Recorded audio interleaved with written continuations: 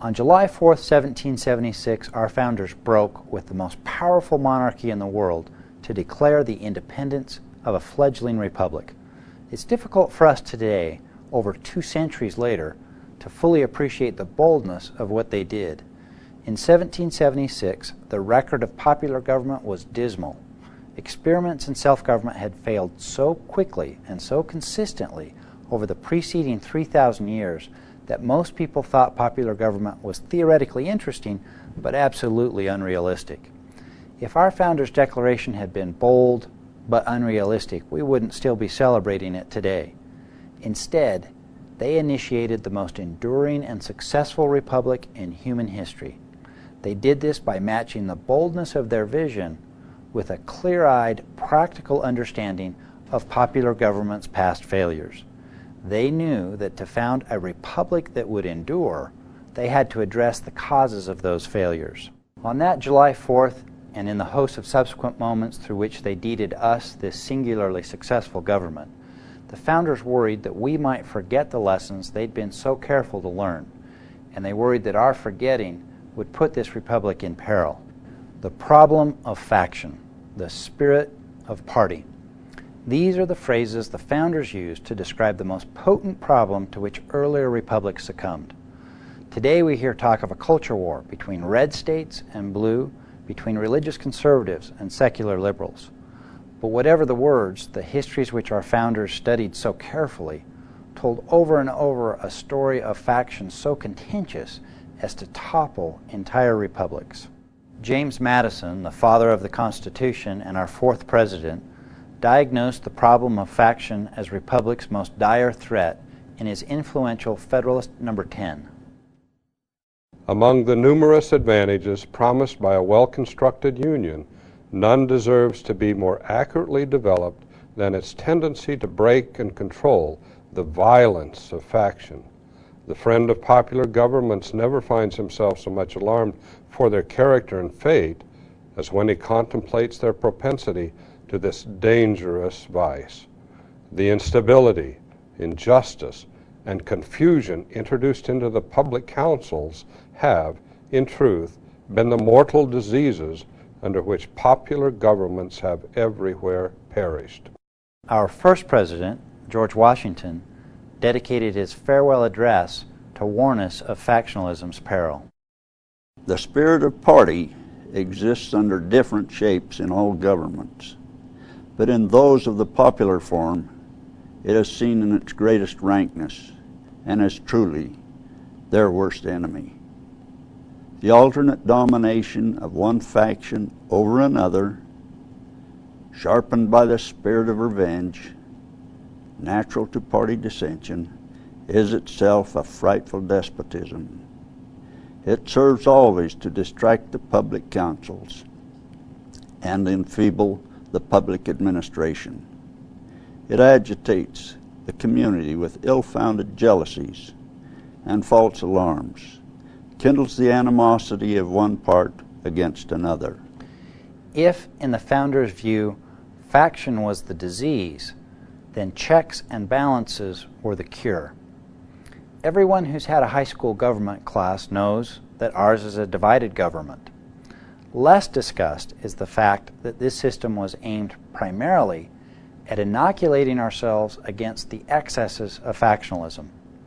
The founders intended that the separate branches of our government would, by checking and balancing each other, make it difficult for factions to impose their will on everyone else.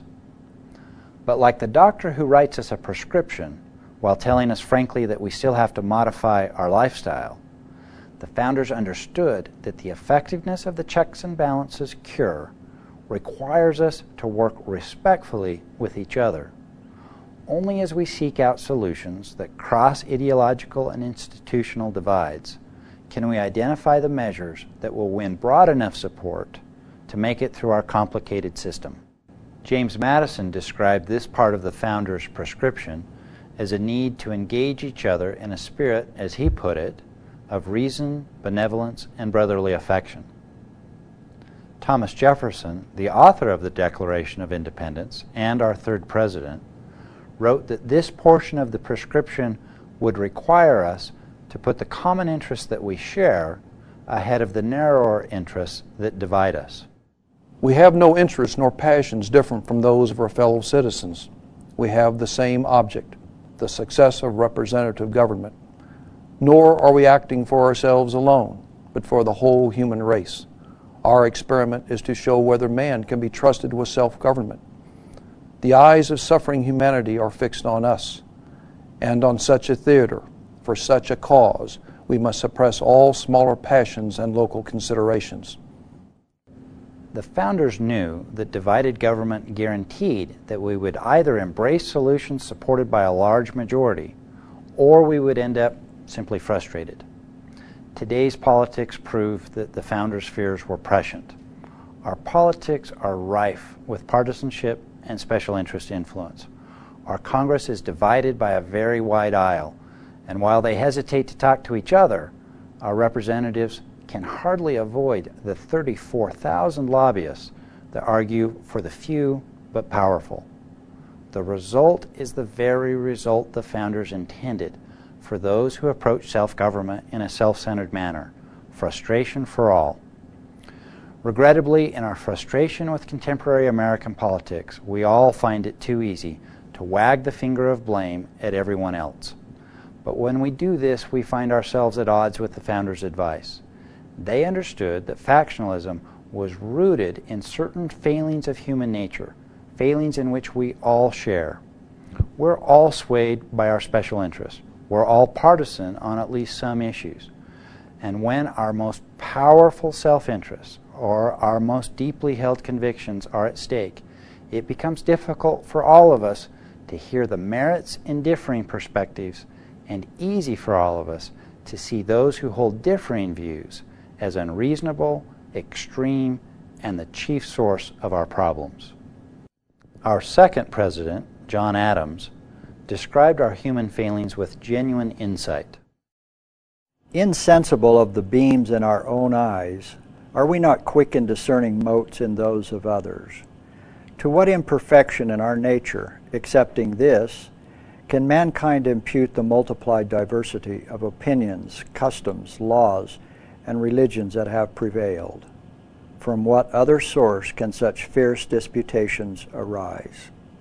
The more we're caught up in such factious dynamics, the more bitter the checks and balances pill. In contrast, however, the more we embrace the second portion of the founders' prescription and work to modify our behavior, really work to understand the merits of differing perspectives, the more like a cure checks and balances really are. It is, after all, our recognition that those who hold differing views are as reasonable and devoted to our country as we are that makes divided government capable of promoting, as the Constitution puts it, the general welfare. I hope we'll all mark this 4th of July with a renewed commitment to engage each other as fellow Americans, and despite our deepest differences, to treat each other with the reason, benevolence, and brotherly affection that Madison recommended. If you're looking for concrete ways in which to do this, and you're not yet a member of the Common Interest, I hope you'll check out our website. Together, the members of the Common Interest have demonstrated the strength of citizens willing to work across partisan and special interest divides. We've established an impressive track record of legislative achievements, practical solutions grounded in sound information that garner broad support. It would be difficult to find a more powerful way to spend 1 hour a year putting the Founders' vision into practice. We hope you'll join us in our efforts to realize the full potential of the republic that our founders envisioned. Thank you, and happy 4th of July.